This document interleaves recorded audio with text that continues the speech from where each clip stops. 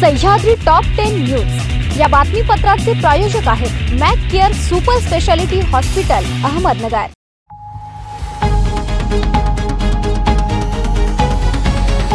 नमस्कार, मी साक्षी न्यूज 24 सह्याद्रीमध्ये तुमचं स्वागत। पाहूया अहिल्यानगर जिल्ह्यातील महत्त्वपूर्ण बातम्यांचा आढावा सह्याद्री टॉप 10 मध्ये। श्रीरामपूर शहर पोलीस ठाण्याच्या हद्दीत अंमली पदार्थ विरोधी विशेष मोहिमेदरम्यान पोलिसांनी 4 किलो गांजा व गांजा वाहतुकीसाठी वापरलेली किया सोनेट कार असा एकूण 5,60,000 रुपयांचा मुद्देमाल जप्त केला। या कारवाईत एका 30 वर्षीय तरुणासह 2 अल्पवयीन मुलांना ताब्यात घेण्यात आले। श्रीरामपूर शहरातील जर्मन हॉस्पिटलच्या पाठीमागे पाण्याच्या पाटाच्या पलीकडे उपाध्ये मळा परिसरात एका 4 चाकी वाहनातून गांजाची विक्री होत असल्याची माहिती पोलिसांना मिळाली होती। त्यानुसार पोलीस पथकाने गुरुवारी सायंकाळी 6:30 वाजेच्या सुमारास संबंधित ठिकाणी छापा टाकला।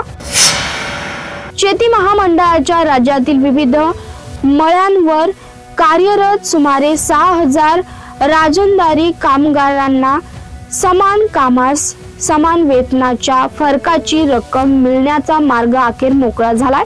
मुंबई उच्च न्यायालयाच्या छत्रपती संभाजीनगर खंडपीठाने शेती महामंडळाने दाखल केलेल्या याचिका फेटाळून औद्योगिक न्यायालय अहिल्यानगर यांनी 29 सप्टेंबर 2014 रोजी दिलेला निर्णय कायम ठेवला। या निर्णयामुळे ऑगस्ट 1999 ते डिसेंबर 2011 या कालावधीत समान कामास समान वेतनाच्या फरकापैकी 50% तर जानेवारी 2012 ते 15 डिसेंबर 2015 या कालावधीतील 100% रक्कम कामगारांना मिळवण्याचा मार्ग खुला झाला।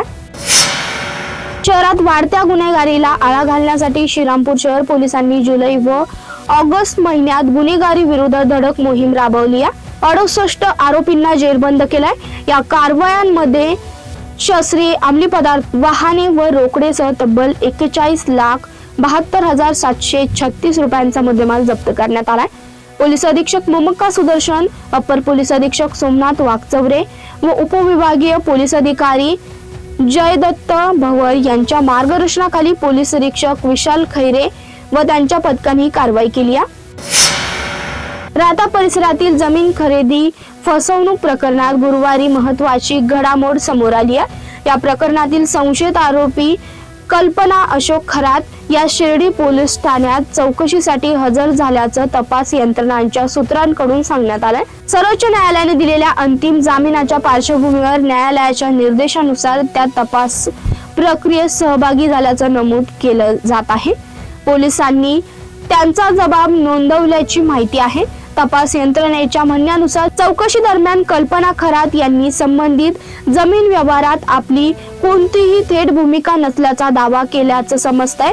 रावसाहेब गोंदकर यांच्याकडून झालेल्या जमीन खरेदी व्यवहाराची संपूर्ण प्रक्रिया त्यांचे पती अशोक खरात यांनी हाताळली असल्याचं त्यांनी सांगितलंय। गॅस सिलेंडरसाठी ग्राहकांना ई-केवायसी करण्याची मुदत आता अवघे 2 दिवस राहिली आहे, परंतु ग्राहकांना ई-केवायसी करताना मोठ्या अडचणींचा सामना करावा लागतोय। दरम्यान एकट्या नगर जिल्ह्यात 2 लाख ग्राहकांनी आतापर्यंत ई-केवायसीची प्रक्रिया पूर्ण केली नसल्याने अडचणी निर्माण होणार आहेत। जिल्ह्यात एलपीजी सिलेंडरचा पुरवठा करणाऱ्या प्रमुख 3 कंपन्या व त्यांचे 12 लाखांवर ग्राहक आहेत। एलपीजी ग्राहकांची अद्ययावत माहिती ठेवण्यासाठी ही प्रक्रिया करणं कंपन्यांनी अनिवार्य केलंय। सह्याद्री टॉप 10 मध्ये घेऊया छोटीशी विश्रांती। रोखोक पत्रकारिता, निर्भीड बाणा आणि कणखर भूमिका, महाराष्ट्राचा सखा, सत्याचा पाठीराखा, शब्दांचं सामर्थ्य, विश्वसनीयतेची उंची, न्यूज 24 सह्याद्री। विश्रांतीनंतर तुमचं पुन्हा एकदा स्वागत। पाहूया पुढील बातम्या। उत्तर नगर जिल्ह्याची जीवनदायिनी असलेल्या भंडारदरा धरण 98, निळवंडे धरण 99% भरलं असून आज उद्या हे पूर्ण क्षमतेने भरण्याची शक्यता आहे। पाणलोटात पाऊस सुरू असून पाण्याची आवक हळूवार सुरू आहे। त्यामुळे 11,039 दशलक्ष घनफूट क्षमतेच्या भंडारदरा धरणातील पाणीसाठा काल सायंकाळी 10,817 दशलक्ष घनफूट होता। 8,330 दशलक्ष घनफूट क्षमतेच्या निळवंडेत 8,097 दशलक्ष घनफूट पाणीसाठा झाला। भंडारदरातून 815 आणि निळवंडेतून 350 क्युसेकने पाणी सोडण्यात येत आहे। वाकीच्या ओव्हरफ्लो 198 क्युसेकने सुरू आहे. अमृतवाहिनी शेती आणि शिक्षण विकास संस्थेतर्फे स्थापन करण्यात आलेल्या अमृतवाहिनी विद्यापीठ येत्या शैक्षणिक वर्षापासून कार्यान्वित होत आहे. राज्य शासनाने विद्यापीठाला मान्यता दिल्यानंतर कॉमेस्टोलॉजी अभ्यासक्रमाची प्रवेश प्रक्रिया सुरू झाली असून अभियांत्रिकी व्यवस्थापन तसेच विविध प्रमाणपत्र पदविका आणि पदवी अभ्यासक्रम टप्प्याटप्प्याने सुरू करण्यात येणार असल्याची माहिती संस्थेचे अध्यक्ष बाळासाहेब थोरात यांनी दिली आहे. थोरात म्हणाले की उच्च शिक्षणाच्या वाढत्या गरजा पूर्ण करण्यासोबतच संशोधनाला चालना आणि आधुनिक शैक्षणिक सुविधा उपलब्ध करून देण्याच्या उद्देशाने अमृतवाहिनी विद्यापीठाची स्थापना करण्यात आली आहे.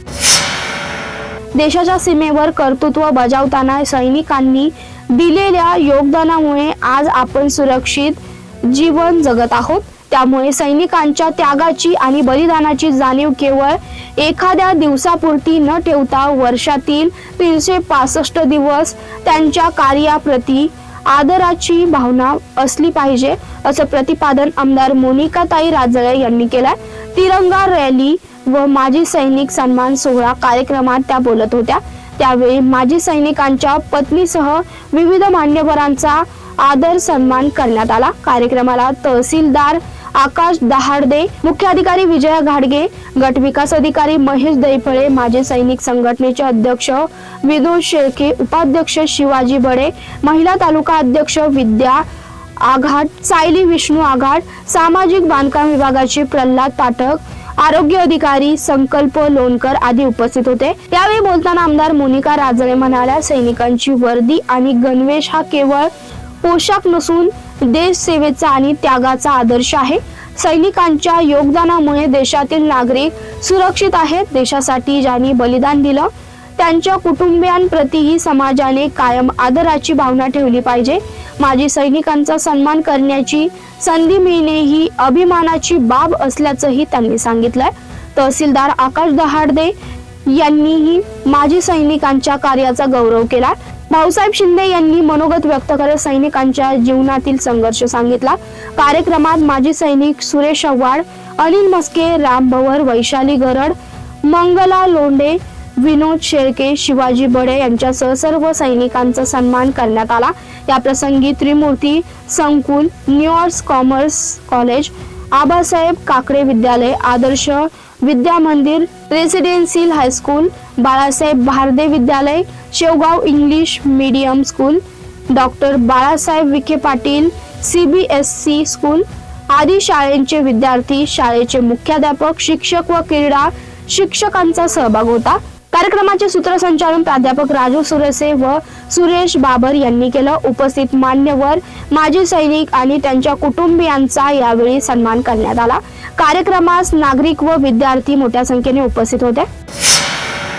प्रवरा मेडिकल ट्रस्टच्या arts commerce and science college Shevgaon येथे स्वर्गवासी सिंधुताई एकनाथराव विखे पाटील जयंती डॉक्टर राजेंद्र विखे पाटील यांच्या अभिष्ट चिंतनानिमित्त पुस्तक संच भेट व सृजन मासिकेच्या प्रकाशन सोहळ्याचं आयोजन करण्यात आलं. प्रमुख उपस्थिती माजी प्राचार्य शिवाजीराव देवडे यांनी सृजनतेचा ध्यास घेतल्यास नवनिर्मितीला चालना मिळते. विज्ञाननिष्ठ व विवेकशील सृजन शाश्वत स्वरूपाचं असतं असं प्रतिपादन केलं. कार्यक्रमाच्या अध्यक्षस्थानी प्रवरा शिक्षक संकुलाचे कार्यकारी संचालक पंजाबराव आहेर होते. प्राचार्य डॉक्टर ओम रसाळ यांनी प्रस्तावित केलं. यावेळी बापूसाहेब भोसले यांच्यासह विविध शैक्षणिक संस्थेचे पदाधिकारी, प्राचार्य, विभाग प्रमुख व विद्यार्थी उपस्थित होते. तालुक्यातील 10 शाळांना प्रत्येकी 16 पुस्तकांचा संच भेट देण्यात येणार असल्याची यावेळी सांगण्यात आलं. सूत्रसंचालन प्राध्यापक रामदास कातकडे व प्राध्यापक प्रति शिंगारे यांनी केलं. सह्याद्री टॉप 10 मध्ये इथं थांबतोय. तुम्ही पाहत राहा news 24 Sahyadri. Sahyadri top 10 news या बातमीपत्राचे प्रायोजक होते Mac Care super speciality hospital Ahmednagar. शब्दांचं सामर्थ्य, विश्वसनीयतेची उंची. न्यूज 24 सह्याद्री.